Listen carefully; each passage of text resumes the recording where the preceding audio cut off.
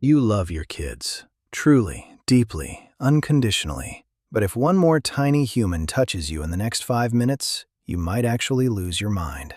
Sound familiar? Today we're talking about the parent who just wants 5 minutes alone. No requests, no snacks, no one saying, "Mama," or "Daddy," in that specific tone that means something is either broken, spilled, or both. If that's you, welcome. You are not alone. Ironically, it starts before you're even fully conscious. You open your eyes and there's already a small person in your face, breathing on you, staring at you, waiting, with the patience of someone who has absolutely nowhere else to be and nothing else to want except you, right now, immediately. Your brain hasn't even fully loaded yet. You haven't had a single thought that belongs only to you, and already you are needed. "Mom, I'm hungry." "Dad, can you play?" "Mom, she took my dinosaur." "Dad, I can't find my red cup." "Not that cup, the other red cup." "Mom, why is the moon there in the daytime?" It's 5:47 in the morning, and you have already been asked 15 questions. You remember a time when mornings were quiet, when you could just sit with a coffee, in silence, maybe read something, maybe do nothing. That parent feels like a completely different person now. Parenting hack number 1. Can't get your toddler to sleep past 5:30 a.m.? Simply accept that this is your life now. Studies show this gets better. Those studies were conducted by people without toddlers.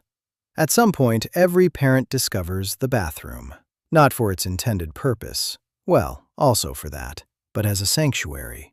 A place where, for approximately 3 to 4 minutes, no one can technically reach you.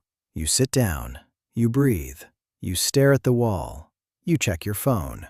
You read the back of a shampoo bottle you've read 40 times before, and for one brief, beautiful moment, you are alone. Then comes the knock, and the voice. "Daddy, are you in there? What are you doing? Can I come in? I need to show you something." The thing they need to show you is not urgent. It is never urgent. It is a drawing, or a rock they found, or nothing. They just needed to know where you were. Because to a small child, a parent who is briefly invisible is a parent who has briefly ceased to exist. But those 3 minutes, worth it. Completely worth it. Parenting hack number 2. Need 5 minutes alone? Lock the bathroom door. This buys you approximately 90 seconds before the knocking starts. Use them wisely. There's something that happens to your brain after a few years of parenting. You develop a superpower. The ability to function, cook, work, hold a full conversation, with a decibel level that would shut down a construction site. The TV is on. Someone is crying. Something is beeping. A toy is playing the same 4-note melody it has played 11,000 times this week. And you are just there, making dinner, completely fine. Until you're not. Because there's a limit. There's always a limit. And on most days, you don't know exactly where it is until you've already crossed it. One moment, you're fine. The next, something completely minor happens. A cup falls. A whine hits a specific frequency. Someone says "mommy" for the 47th time in an hour, and something snaps. It's never the big things that break you. It's the 47th small thing. And the moment it's out, the raised voice, the sharp word, the "I just need a second" that came out louder than you intended. You already feel it. The guilt. Immediate. Heavy. Your kid looks at you with those eyes and you think, they didn't deserve that. It wasn't their fault. They're just a kid. So you kneel down. You apologize. You hug them a little longer than necessary. And they forgive you. Completely, instantly, without conditions. The way only a small child can, which somehow makes the guilt even worse. You are not a bad parent for reaching your limit. You are a human being who has been absorbing noise and needs and chaos all day long with nowhere to put it. But God, you wish you'd had just 5 minutes alone before it got to that point. Parenting hack number 3. Feeling overstimulated? Try putting on a children's TV show. Your kid will ignore it completely and follow you anyway, but at least there's background noise you didn't create. Nobody warned you about 5:30 in the afternoon, the witching hour. The time of day when every child under 6 simultaneously loses the ability to regulate any emotion whatsoever. Everyone is hungry, but nobody wants what you're making. Everyone is tired, but nobody will sit still. Everyone needs something, and they need it right now, and they need it from you specifically. Not the other parent, not a toy, not a snack. You.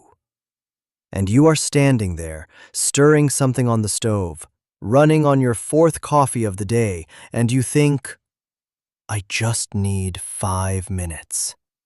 5 minutes where nobody needs anything from me. Is that so much to ask? It is not so much to ask. And yet. Parenting hack number 4. Surviving the witching hour? Put something, anything, on their plate at 5 p.m. It doesn't matter what. They won't eat it. But the act of presenting food buys you approximately 4 minutes of silence while they decide to reject it. Here's the thing nobody tells you about wanting time alone. The moment you get it, you miss them. You finally sit down in a quiet house, and within 4 minutes, you're looking at pictures of your kid on your phone, smiling at a video of exactly the chaos you needed a break from. Because that's the cruel, beautiful joke of parenthood. You desperately need space from the tiny humans who also happen to be your favorite people in the world. And if you're watching this thinking, actually, I just fully enjoy my 5 minutes. No guilt, no missing them, just peace and quiet, and I am completely fine with that? Good. Honestly, good for you. You are not a bad parent for enjoying the silence without immediately filling it with thoughts of your kids. You are a recharged, self-aware human being who knows what they need. Because you're not a bad parent for needing time alone. You're not a bad parent for enjoying it either. You're a human being. A tired, overstimulated, deeply loving human being who just needs to exist as an individual for 5 minutes before going back to being everything to everyone. That's not selfish. That's survival. And then, eventually, it gets quiet. The kids are in bed. The house is still. And you collapse onto the couch next to your partner, too tired to talk. Too tired to watch anything. Honestly, too tired to even hold the remote. And in that silence, something shifts. You think about the morning, the chaos, the bathroom escape, the witching hour, the 47th small thing. And somehow, already, it's a little bit funny. You look at your partner. They look at you. And without saying anything, you both know. Tomorrow, it starts again. The questions before 6 a.m., the snacks, the thing that absolutely must be shown to you right now. The negotiations with small people who have absolutely no chill. And you would not trade it for anything. But 5 minutes alone tomorrow would still be really, really nice.